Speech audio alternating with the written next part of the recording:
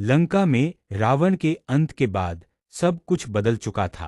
सोने की लंका अब शांत हो गई थी, युद्ध समाप्त हो चुका था और भगवान श्रीराम की आज्ञा से विभीषण को लंका का नया राजा बना दिया गया। पूरी लंका ने विभीषण को स्वीकार कर लिया, लेकिन एक राक्षस ऐसा था जो आज भी रावण को ही अपना राजा मानता था। एक दिन वह राक्षस क्रोध में भरा हुआ राजदरबार पहुंचा। उसकी आंखों में गुस्सा था और आवाज में अहंकार। वह जोर से बोला, मैं तुम्हें अपना राजा कभी स्वीकार नहीं करूंगा। पूरा दरबार शांत हो गया। मेरे राजा सिर्फ रावण थे और वही रहेंगे। सबको लगा कि विभीषण उसे दंड देंगे, लेकिन विभीषण शांत थे। उन्होंने मुस्कुराते हुए कहा, यदि तुम मुझे राजा नहीं मानते तो तुम लंका छोड़ सकते हो। राक्षस कुछ देर चुप रहा, फिर धीमी आवाज में बोला, मैं लंका छोड़ दूं, लेकिन जाऊं कैसे?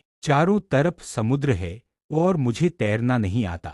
विभीषण अपने सिंहासन से उठे। उन्होंने पास रखा एक छोटा सा पत्ता उठाया और उसकी हथेली पर रख दिया। फिर बोले, इस पत्ते को अपनी मुट्ठी में बंद रखना, लेकिन ध्यान रहे इसे खोलना मत। बस विश्वास के साथ चलते जाना। इस समुद्र के किनारे पहुंचा। उसके मन में डर था। उसने कांपते हुए पहला कदम समुद्र पर रखा और तभी चमत्कार हुआ।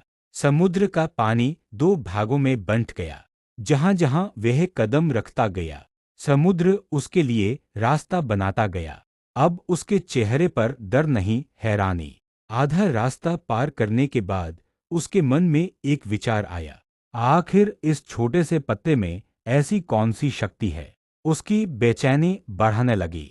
वह सोचने लगा, विभीषण ने इसे खोलने से मना क्यों किया?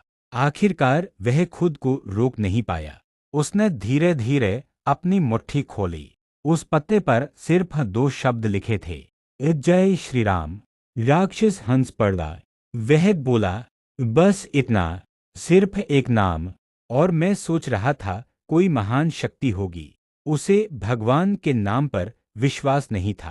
क्रोध और अहंकार में उसने वह पत्ता समुद्र में फेंक दिया। जैसे ही पत्ता उसके हाथ से छूटा, वैसे ही तेज आंधी चलने लगी। समुद्र की लहरें विकराल हो उठीं। जो समुद्र अब तक रास्ता दे रहा था, वही समुद्र अब उसे निगलने लगा। राक्षस घबरा गया। उसने बचने की बहुत कोशिश की, लेकिन अब बहुत देर हो चुकी थी। एक विशाल लहर आई और उसे अपने अंदर समा लिया।